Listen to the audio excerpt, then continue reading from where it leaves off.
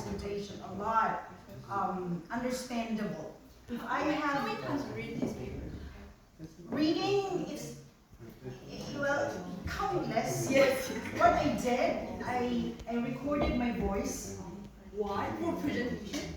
Not at all. To To make me really tune in and to get the gist, the focus of the presentation. Is that like, I was imagining, what if I am talking to grade 6 students? Yeah. Okay, so that kind of level. Oh yeah. Not this, right, intellectual And group. how about next time? How about you prepare for Korean? I cannot do it. Yes. It's too difficult. It's not gonna happen. For them, for us, English is more harder. English is harder than Japanese. Right. So what I did, actually, I recorded my voice in the phone, and then when I exercise, I turn it on, and then after that, I replayed it, played it again and again and again and again and again, 100 times when I'm driving as well. When I'm driving, I turn it on, I play it on again and again and again and again and again. And then I made a conclusion that I have to make it a lot simpler, easy to be understood, I promise. And finally, you satisfied yourselves. So far, as of today, I am 80% satisfied. 선생님 잘 들어보세요. 저렇게 열심히 준비를 막 했다는데 참 얼마나 잘 들어봅시다. Hear me out. Yes. Ladies and gentlemen, my name is Felita, and my job today is to present to you, report to you, the research model written by Patrick Lewis et al. 2022. And the title is Retrieval Augmented Generation for Knowledge-Intensive Natural Language Processing. Breathe. Go ahead. Yes, look at that. Imagine that this is the huge, large language models. So, what are the shall we say, the fundamental features, the most important thing, the capability of this model? Well, imagine here is the world map representing the information, the data, right there. So that is why their world knowledge. And then it would be fed into the large language models. And it's too huge, too amazing. And accordingly, according to the author, that this feature has a compressing ability. All right? But believe me, 2022, so it must be not updated. All right? But the thing is, ladies and gentlemen, this model has a lot of limitations. If you ask a certain topic, what current event happens next month, June, until December 2025? Can it answer? It cannot. It cannot, of course. So which is why it's too limited, it's too restricted, because it's not part of its public domain. One of the limitations that it has is that although it can compress the world knowledge, well, one of the limitations is it is static. That means it cannot be updated. If you have the data, you cannot add, you cannot remove. It's beyond updatable. And that is one of the compelling limitations of the large language models. Number two, for example, I would ask myself, hey, ChatGPT, how old I am? Can it answer? Maybe. Exactly. It can maybe with the use of the retrieval augmented generation. So, the second limitation of this model is that it has to be trained. That is why we're talking about pre-training. And the result, because although it has the big or the huge corpus of knowledge, it falls short on the domain, on its like individual domain. And if you ask ChatGPT how old I am particularly, and I might get the response like, we don't know exactly how old are you because it does not include in my database. All right? So these are the two compelling limitations that without the help of the tools of the RAG, the retrieval augmented generation, it would remain as limited as it is. To mitigate, to help it up, the use of RAG, which augmented the existing language model, so it has to be updatable. That means it's easy for the user to update, or the model itself remove, so on and so forth. So this is the system, as easy as you could get. Prompt in, look at the human brain. It is the large language models as it represent, and then response out. Prompt in, response out. But I have one question. Why do we have to update the information every time? Of course, because we need to somehow, we have databases, we have data everywhere, and to make this system a lot accessible, and it can work as it somehow, it works on its purpose. Yes, but What does it mean? What does it do? What purpose does it work when it cannot actually serve the purpose? Yes, but the more originality for information can be changeable. Yes, yes, and also new information is also generated every time, so we have to update every time for information. Yes. So you explained well. Go ahead. Of course, time to time, Yes. we are filled with knowledge, and knowledge has to be updated. Your generation, my generation, are too widely different. No. If this, Maybe same. all right, if this knowledge will not be updated, then how can we make this system factual, right? It doesn't serve its purpose at all.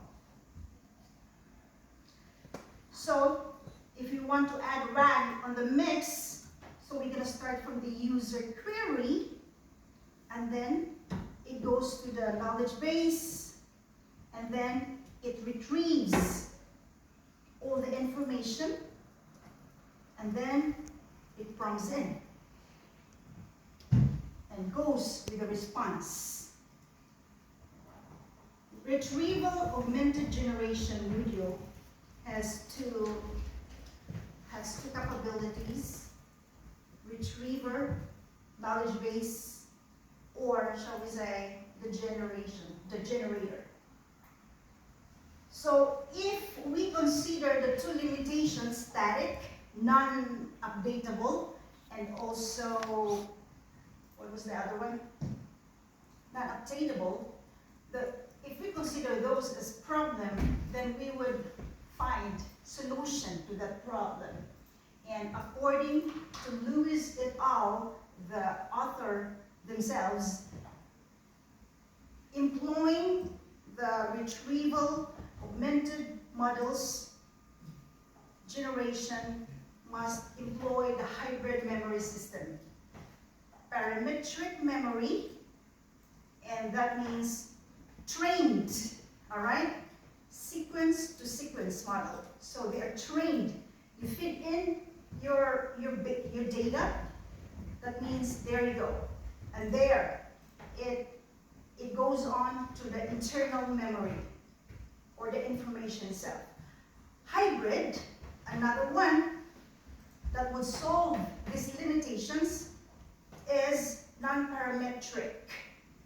I don't get it. Why is it Wikipedia is involved? What about Google? Do you think Google produces factual, 100% factual experience or data? Wikipedia index. Well, if there are fake information or data at their end, it can be updated, it can be removed, it can be added. So there you go. And there are two variants, rag sequence, rag token. Sorry, I cannot express more. So let me move on. So according to the authors, it has to undergo the training and decoding. All right, so these are the results they're doing. Let me move on. Very technical. Why? Very technical. You see? Right. So if you have the retrieval augmented generation, it can be evaluated on several knowledge-intensive tasks. Open domain, abstractive, Jeopardy questions, and fact verification. That means information, data can be verified easily because of its capability of retrieving, augmenting, adding, removing. So these are the strengths of this incorporated of knowledge and system. Advantages and results. State of the art.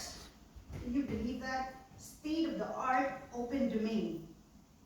Beats the retrieve, extract parametric models. Better generation. More factual. In other words, more realistic. More specific. You know, unlike the old model, which is too general. Now here you are, it's too diverse than pure sequence to sequence. And another one, flexible. Flexible. You can bend it, you can stretch it, you can update it, you can remove, you can add. So through the external memory, it can be updated without retraining. So without undergoing the pre-training process, you can somehow use it in a very accessible way. But look at this. It is not 100% attaining into perfection. We have here the advantage, disadvantage, the pros and the cons.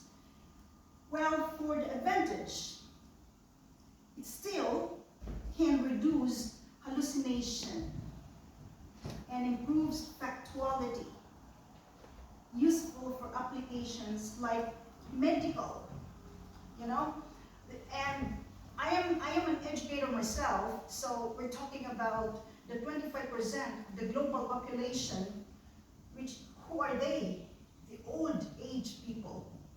And for this capability, then, you know, medical, then it could answer somehow to get or can retrieve those information medically. And there you are, the disadvantage. The disadvantage is it's still very reliant. It cannot stand by itself.